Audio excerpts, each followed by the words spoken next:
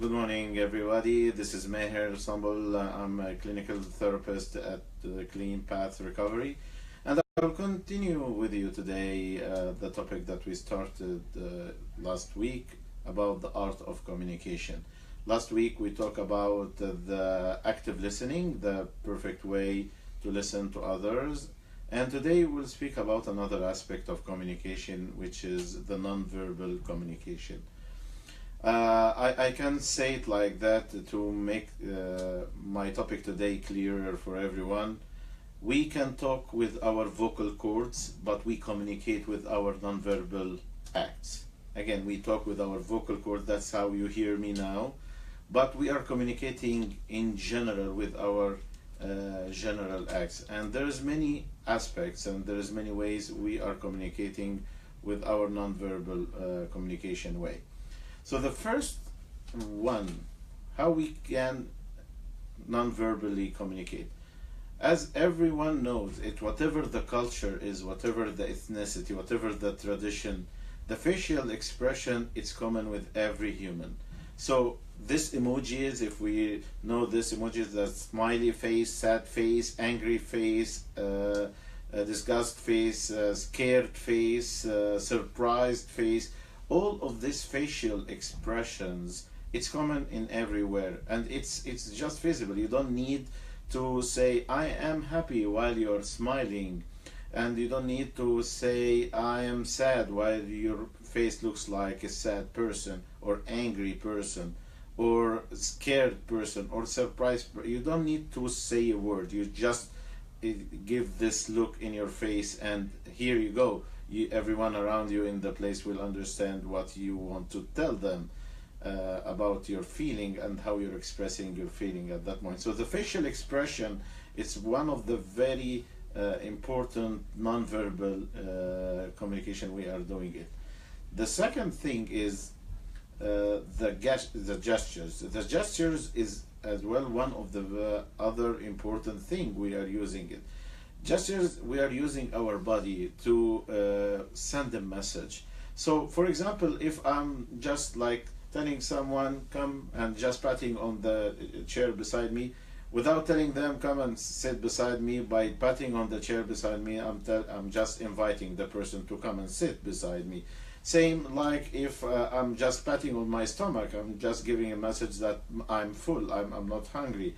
If I'm patting on my head, I'm just giving a message that I'm thinking.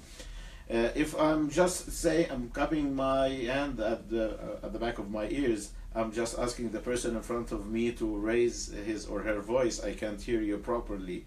If I'm doing this, I'm saying that this is good. And if I'm doing that, this is the way of victory. So it's a common gestures in many places, but it's not like the facial expression, because somehow it can be different. So the gestures, we need to make sure, and the other nonverbal communication, we need to make sure that while we're dealing with people, especially in a place with huge diversity like here in the United States, especially in places like New York and California, our state we're living in it, there's a lot of ethnicities and cultures, and we need to take care about that, because the thing that we are doing, it looks like nice for us, it can be something you are like attacking someone while you don't have this intention to do that, but simply by just doing a simple act of a body language, it's coming to be like, are you offending me? Are you attacking me? No, I'm not. All the matter that I don't know what that means to you in your culture. So we need to take care about that. And this is, we'll get into the part of the eye contact. And eye contact is very, very, very important. It's showing the person that you're talking with them that you are really caring.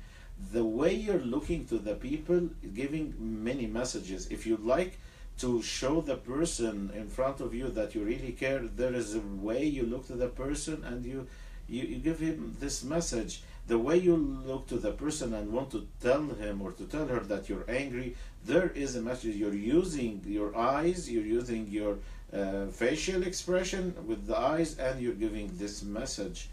So there is many messages can come with our eye contact. If you are keeping staring on the person in front, eye to eye, more than 10 seconds, this is can tell that, oh, that's a little bit too much. It can even can be interpreted like that's rude. Why you're looking to my eye with that eye contact, eye to eye, with that stare, like more than 10 seconds. But just looking to the person and giving direct eye contact, that's not mean eye to eye, it's a matter of direct eye contact to the person in front of you.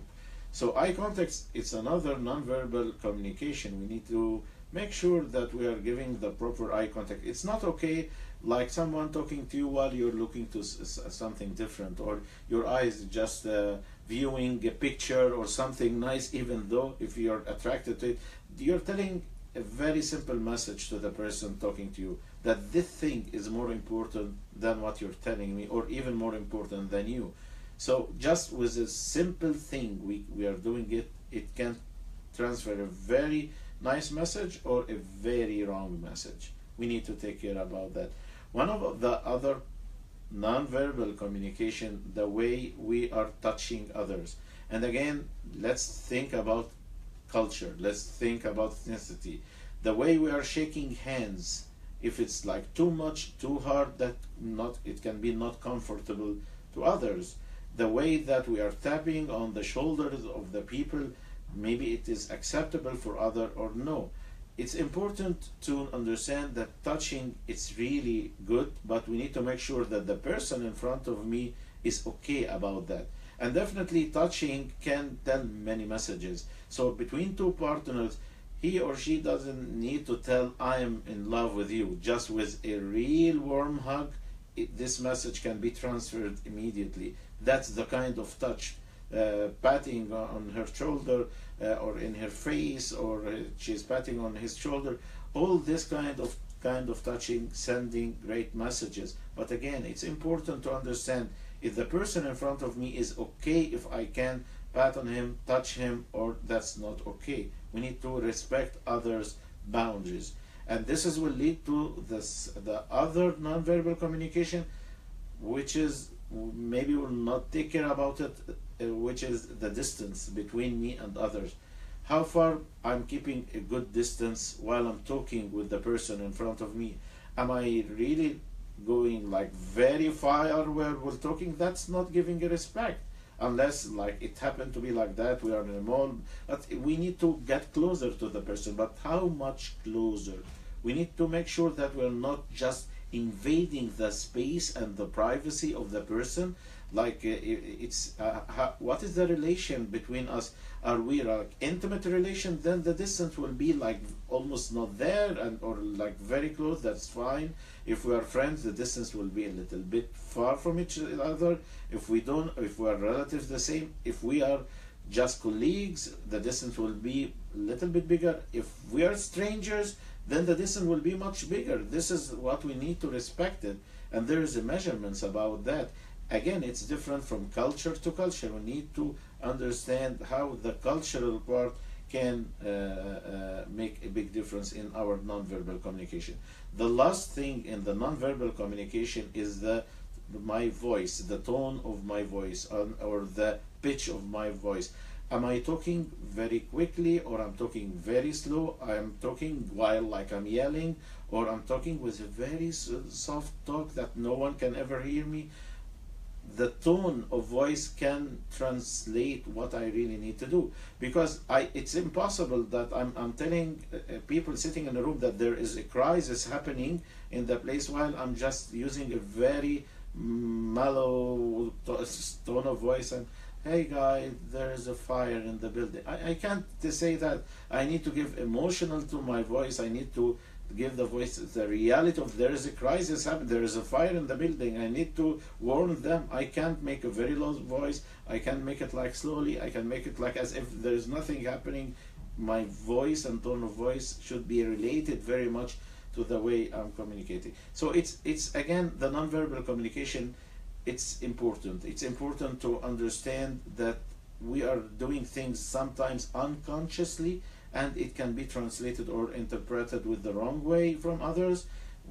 as far as we're dealing with people, as far we are building relation with people, sometimes we need to take care about the others, how they are taking what we are doing. And sometimes on top of that, we need to make sure what we are doing and with our non-verbal communication, we need to, if we can't observe that directly, maybe you can ask a friend or someone we really trust, and you need the upcoming period observe me and give me a little bit of advices about how is my facial expression going on, how is my gestures is going on, how is my voice, tone of voice, how I'm doing in my giving space, how I'm doing in my eye contact with others. All this non-verbal communication, observe it and make sure that you are doing it with the right way. I hope that this topic as well continue to talk about the communication, and next week we'll have another topic to talk about it.